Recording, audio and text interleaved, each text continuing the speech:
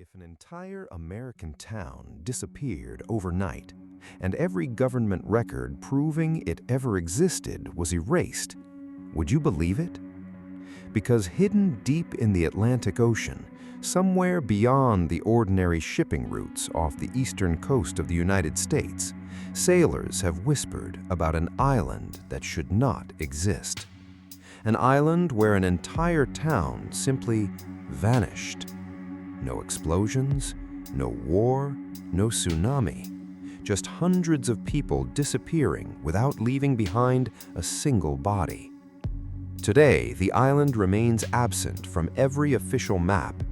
But every 15 or 20 years, under strange weather conditions, fishermen claim they see old church towers rising from the fog. And some who sail too close never come home. The few who do never speak about what they saw. This story begins in 1958, but its true origins reach back nearly 400 years. Officially, the place never existed. Unofficially, the United States government has spent decades making sure nobody ever finds it again. The Atlantic Ocean has always hidden secrets that maps fail to explain. Between shifting currents, dense fog banks, underwater mountains, and isolated volcanic formations, explorers have occasionally reported islands appearing where no land should exist. Most of these sightings were dismissed as mirages. Others became legends. But one particular story continued surfacing across generations. Old fishermen from Maine, commercial sailors from Massachusetts, Coast Guard veterans, even retired Navy officers. Each described the same impossible place, a rocky island surrounded by unusually calm water, dark forests untouched by modern civilization, ancient stone buildings that looked centuries older than the United States itself, and an abandoned town where every house appeared frozen in time, as if the people living there had simply stopped existing in the middle of an ordinary day. No skeletons, no signs of violence, no evidence of evacuation, only silence. The earliest written reference appeared inside the journal of British navigator Edward Langford in 1624. His crew accidentally landed on an unnamed island after violent storms forced their ship off course. Langford described finding strange circular stone structures unlike anything built by European settlers. The local native guides refused to step ashore. They called the island the place that eats names. According to them, anyone staying overnight would slowly be forgotten by the outside world. Families would stop remembering them. Friends would believe they had never existed. Even written records would mysteriously disappear. Langford laughed at the warning. His crew camped anyway. The following morning, one sailor named Thomas Briggs had vanished. No footprints, no struggle. His belongings remained beside the fire. The crew searched for 2 days before leaving. Oddly enough, weeks later, Langford noticed something impossible. Thomas Briggs's signature had disappeared from the ship's crew manifest. His sleeping quarters appeared unused. Other sailors insisted no man by that name had ever sailed with them. Only Langford remembered him. He spent years documenting the experience before dying in London. His journal was eventually archived, then somehow misplaced. Centuries passed. The island faded into myth until America expanded across the Atlantic coast. In 1819, a wealthy shipping entrepreneur named Jonathan Mercer reportedly rediscovered the same island after chasing whales through unusually dense fog. Unlike previous explorers, Mercer believed the island represented opportunity. Freshwater streams, rich forests, protected natural harbor, excellent fishing grounds. Within 3 years, dozens of families established a permanent settlement there. The community became known as Black Haven. Official shipping records listed approximately 400 residents: a church, school, general store, small harbor, lighthouse. Everything needed for a thriving coastal town. Visitors described Black Haven as peaceful, prosperous, quiet, almost too quiet. Children rarely laughed outside after sunset. Church bells rang without anyone pulling the ropes. Dogs refused entering the forest, and every resident followed one unusual rule: no one remained outdoors after midnight. Whenever visitors asked why, the townspeople simply answered, "Because that's when the island counts." Nobody understood what that meant, until strange disappearances quietly began. At first, only travelers vanished: a merchant delivering supplies, a government tax inspector, 2 lighthouse engineers. Search parties blamed cliffs, storms, accidents, but locals never searched after sunset. They always stopped before darkness, as if they already knew searching would be useless. Years later, several missing residents returned, alive, healthy, uninjured, but completely different. None recognized their own families. None remembered living in Black Haven.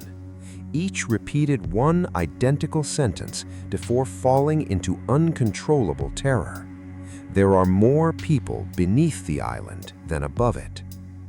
Doctors dismissed the survivors as mentally unstable. Yet within weeks, every one of them disappeared again, this time forever. Despite these events, Black Haven continued growing. The outside world remained largely unaware of the disturbing rumors. After all, America had countless isolated coastal settlements. Most people assumed strange stories naturally followed remote communities. Then came the winter of 1958. The season everything changed. A Coast Guard supply vessel departed Portland carrying food, medicine, mail, and replacement lighthouse equipment for Black Haven. The weather forecast predicted calm seas. The captain had completed the route dozens of times. Nothing seemed unusual, except the island wasn't where it should have been. Navigation instruments pointed toward open ocean, yet binoculars revealed church towers inside thick gray fog.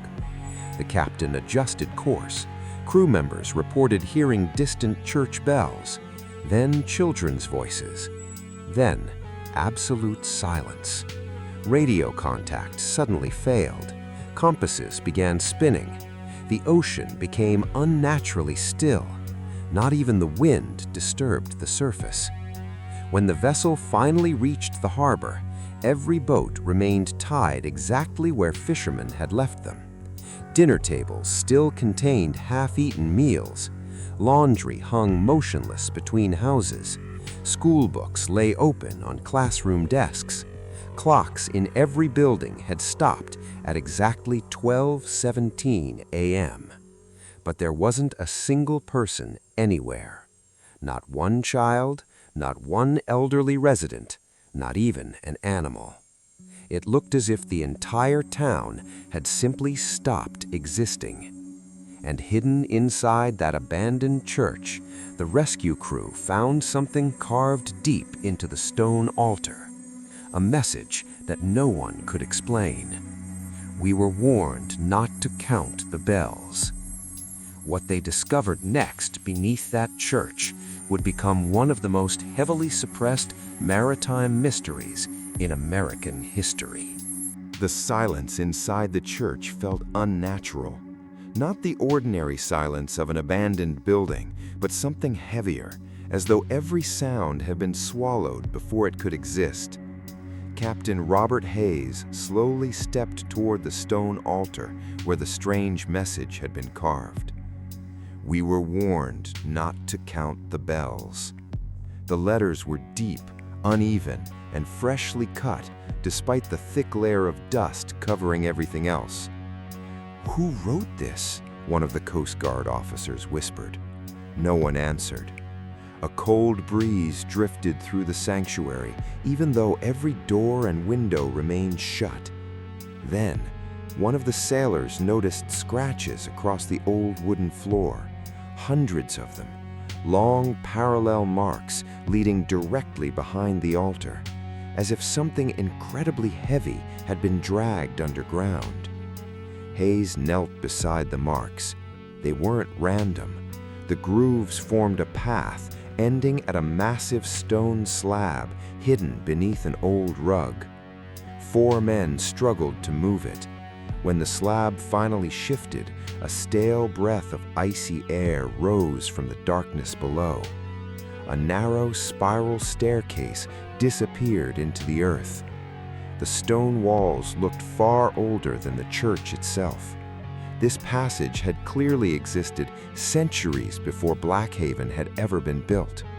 The rescue team switched on their flashlights and descended carefully. Each step seemed colder than the last. 30 feet below the church, the staircase opened into an enormous underground chamber. The beams of their flashlights swept across walls covered in strange carvings. None resembled English, none matched Native American symbols familiar to the historians who later examined the photographs. Instead, the walls were filled with circles inside circles, thousands of tiny human figures, and one enormous shape beneath them all, a shape that resembled neither a man nor an animal.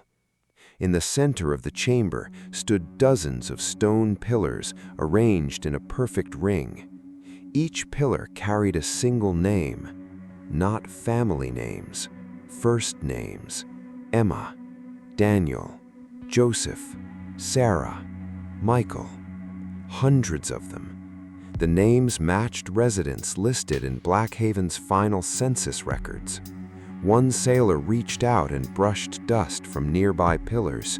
Another name slowly appeared beneath the first, then another, each separated by different years: 1624, 1625, 1626, 1627, 1628, 1629, 1630.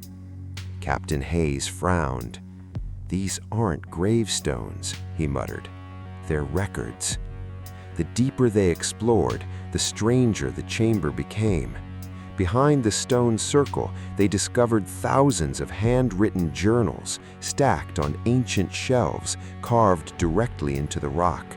Some books were bound in leather, others in faded cloth. Many were barely holding together. The oldest volume carried no title. Inside, every page described the same nightmare: people waking up to discover that neighbors had simply ceased to exist, children forgetting their own parents, families finding empty houses where entire households had supposedly lived only the previous day. The writers all believed the island itself was alive, not alive like an animal, alive like a memory. According to the journals, the island demanded that every generation surrender part of itself. It never chose individuals, it chose memories. Whenever the great bell inside the church rang after midnight, every resident instinctively counted its echoes. 1, 2, 3. The journals warned that whoever finished counting would slowly become part of the island. First, photographs would change. Faces disappeared from family portraits. Official documents faded. Letters rewrote themselves.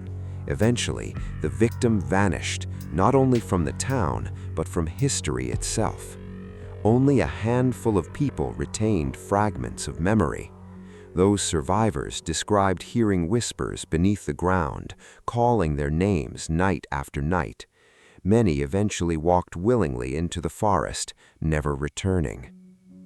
Near the back of the chamber, Hayes found a sealed iron chest. Inside lay government correspondence dated January 1958. The letters were marked confidential.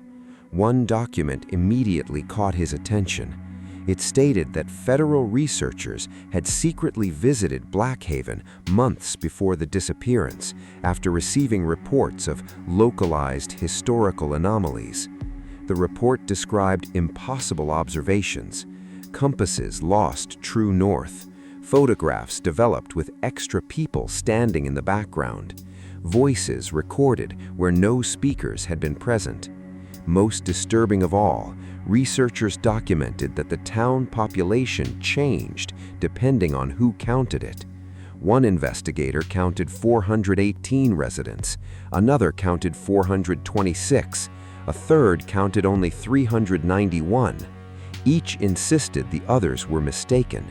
When they compared photographs taken only minutes apart, every image showed a different number of people standing in the town square.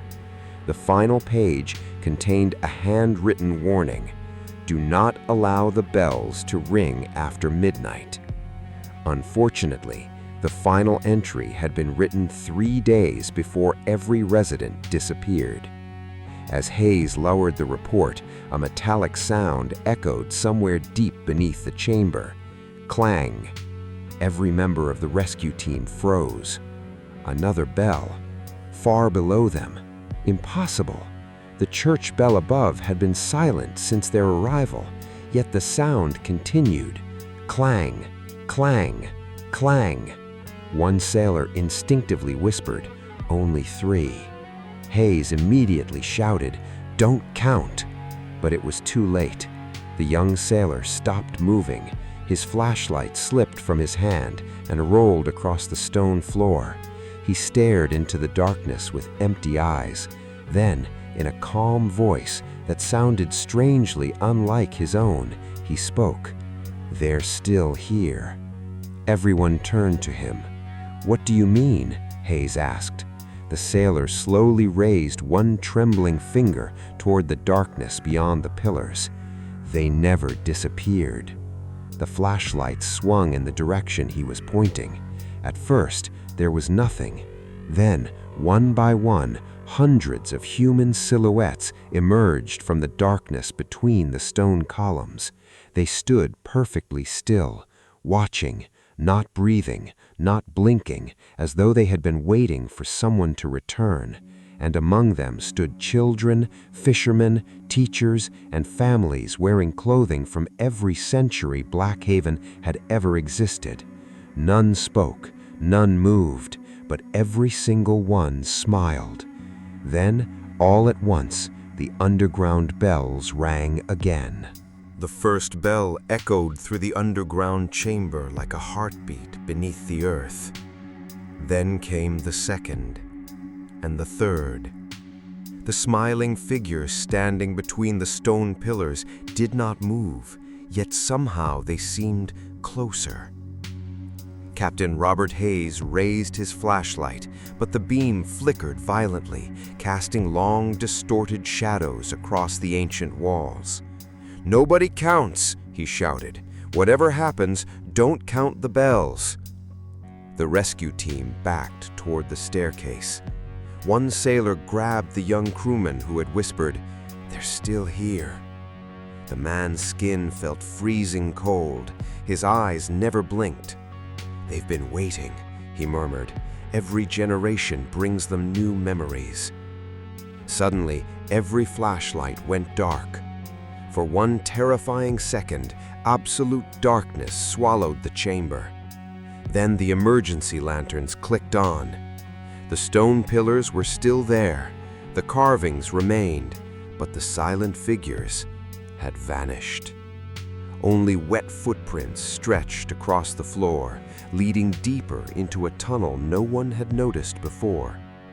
Hayes knew every instinct said to leave, yet another instinct, one he couldn't explain, told him that if they walked away now, no one would ever understand what had happened to Blackhaven.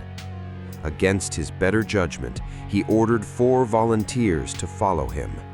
The rest of the crew remained near the staircase. The narrow tunnel sloped downward for nearly half a mile. The air grew warmer. The walls changed from carved stone to smooth black rock that looked almost melted. Ancient symbols covered every surface, but these weren't carved. They appeared embedded inside the stone itself, glowing faintly with a pale blue light.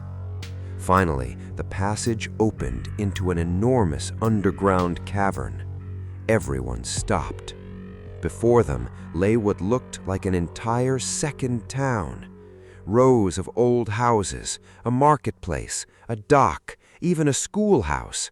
Everything looked exactly like Black Haven, except it existed beneath the island. No dust, no decay. Oil lamps burned inside windows, smoke drifted from chimneys, dinner tables were neatly prepared. It looked as though people had left only moments ago. One officer slowly opened the door of a nearby home. Inside, family photographs covered the walls. He stared at one picture. His face turned pale. "Captain." Hayes stepped closer. The photograph showed a smiling family of 5. Standing among them was the officer himself, wearing modern Coast Guard uniform. The date written below read October 3rd, 1958. That date had not happened yet. He dropped the frame. Glass shattered across the floor. More photographs lined the walls. Every member of the rescue team appeared somewhere inside them, celebrating birthdays, fishing, attending church, growing old. Some pictures even showed children they had never had, as though the island had already written lives they had never lived. A voice echoed softly through the empty street. "You're home." Everyone spun around. An elderly woman stood beside the well. She smiled gently. Unlike the silent figures in the chamber, she looked completely alive. "I've been expecting you." "Who are you?" Hayes demanded. "My name doesn't matter anymore. It disappeared a very long time ago." She explained that Black Haven had not been destroyed. It had been preserved. Centuries earlier, sailors had unknowingly settled on land built above an ancient geological formation unlike anything on Earth. Deep beneath the island existed a strange mineral that seemed capable of storing human memories. Generation after generation, the island absorbed the identities of those who ignored its warnings, not their bodies, their existence. The people themselves continued living in what she called the remembered town. Time flowed differently there. Some believed only days had passed. Others thought hundreds of years had gone by. The elderly woman looked directly into Hayes's eyes. "You still have a choice." "What choice?" "You can leave." "Then why didn't everyone else?" She lowered her head. "Because curiosity is stronger than fear." A low rumble shook the cavern. The underground bells rang again. This time, dozens of voices answered. Doors slowly opened throughout the silent underground town. People stepped outside. Hundreds of them, men, women, children, every missing resident of Black Haven, every lost sailor from centuries past, every explorer who had vanished near the island. None looked angry, none appeared injured. Instead, they watched the rescue team with expressions of heartbreaking sadness.